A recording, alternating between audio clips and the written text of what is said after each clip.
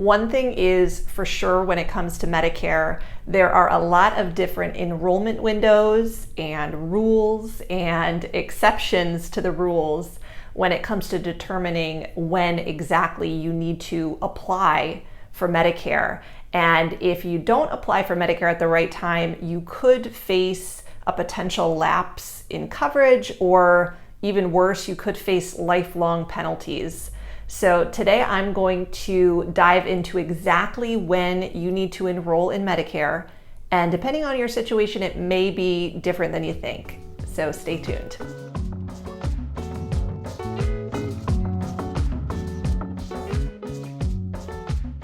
Hi, I'm Stephanie Apt. It is a rainy, stormy day here in Austin, Texas.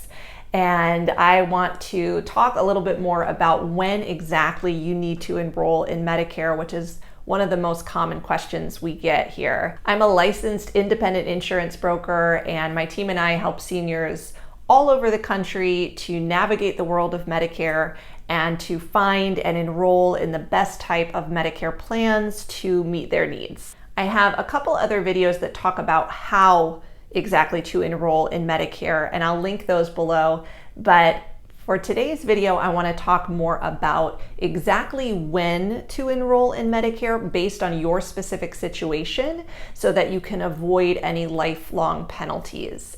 And if you stick around till the end, I'm going to share some tips about when not to enroll in Medicare, which could potentially save you a whole lot of hassle and potentially some tax penalties too. So be sure to stick around for that. There are many different enrollment windows established by CMS, the Centers for Medicare and Medicaid Services, when it comes to Medicare enrollment, right? So there's the initial enrollment period, the general election period, the open enrollment period, the annual election period. And it can be very confusing to keep these all straight. And for today's video, I'm not going to dive into each and every enrollment period, but I am going to talk about the ones that you need to know when it comes to signing up for Medicare so that you can avoid penalties down the road. So when you're turning 65 and you're getting ready to enroll in Medicare, what you'll want to be aware of is your initial enrollment period, also known as your IEP.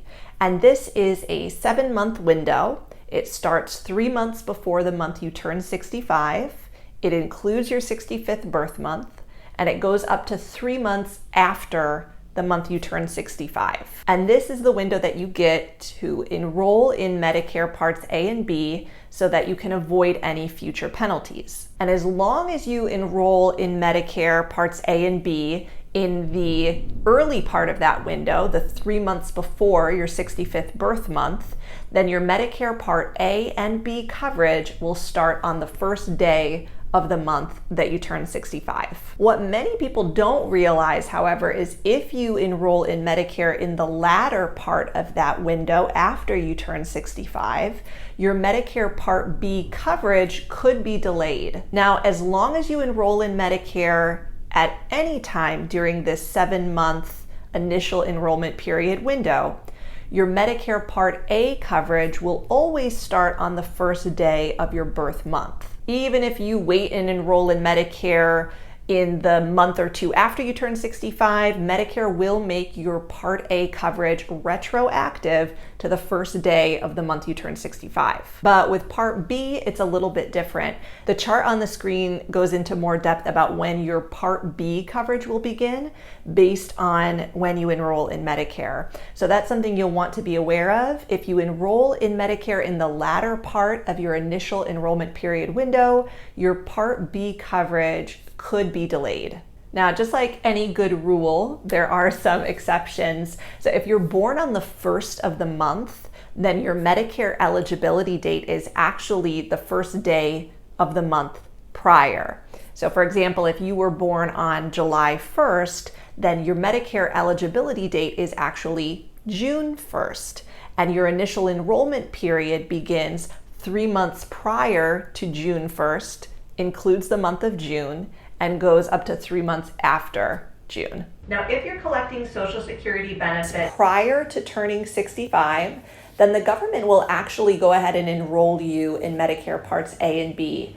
And you'll receive your red, white, and blue Medicare card in the mail from CMS prior to your 65th birth month, and you actually don't need to do anything at all. You'll be automatically enrolled in Medicare Parts A and B. But if you're not yet collecting Social Security benefits, then you will typically want to enroll in Medicare during your 7-month initial enrollment period window in order to avoid penalties. One of the easiest ways to do this is to go online to ssa.gov/Medicare, and I will link a video up here that goes into more depth about exactly how to enroll in Medicare online.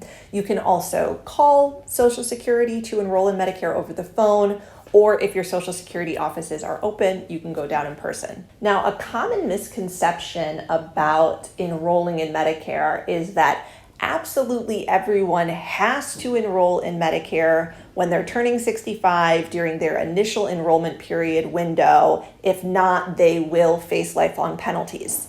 And that's not necessarily the case. Now, since Medicare Part B isn't free, you have to pay a monthly premium when you enroll in Medicare Part B, many people will choose to delay enrolling in Medicare Part B if they are actively employed and they have health insurance through their employer, or if their spouse is actively employed and you have health insurance benefits through your spouse's employer.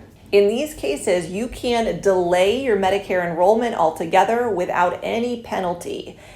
And in most cases, employer insurance and Medicare don't work that great together when it comes to claims. So it's rarely really to your advantage to have both Medicare Part B and your employer plan at the same time.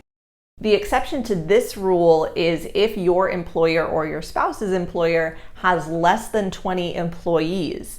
In this case, your employer insurance is actually secondary to Medicare, so it's in your best interest to enroll in Medicare Parts A and B when you're first eligible. The other exception is COBRA or retiree benefits.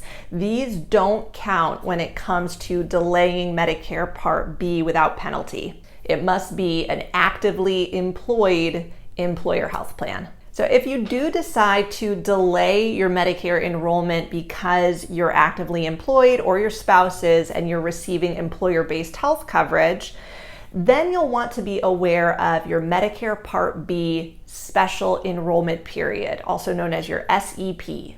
Your Part B special enrollment period allows you to enroll in Medicare at any time that you are actively employed or your spouse is if you're covered under their plan.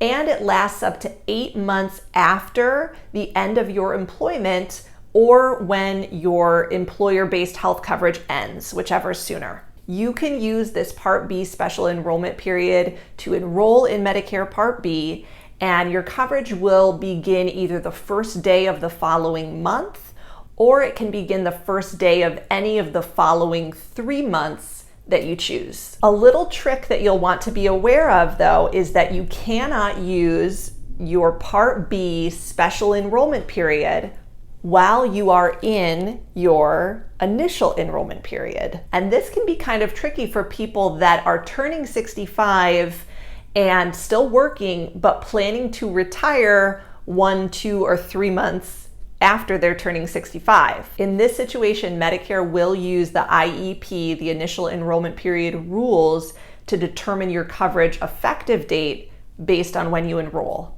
If you have delayed Medicare Part B while you were working and now you're ready to transition off of your employer insurance and use your Part B special enrollment period, there are a few extra steps you need to take. You will need to provide proof of your prior creditable coverage through the employer health plan.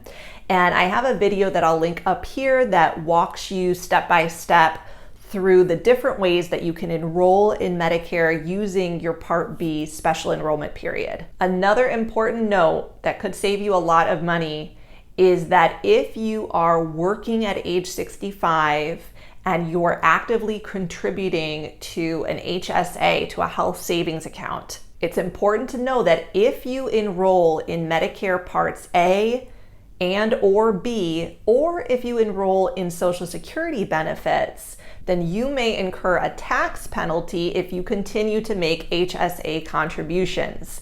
So if you do plan to enroll in Medicare Parts A, B, or Social Security benefits, you want to stop all HSA contributions prior. This video reviews more about Medicare and HSA rules. And so you'll really want to watch that if this situation sounds like you, so that you can avoid any potential tax penalties down the road. Okay, so we've gone over a lot today in this video about your Medicare enrollment and when not to enroll in Medicare. And I know, and I hear it all the time from my clients, that trying to keep all of these enrollment period windows straight can be very confusing. So hopefully today's video was helpful for you.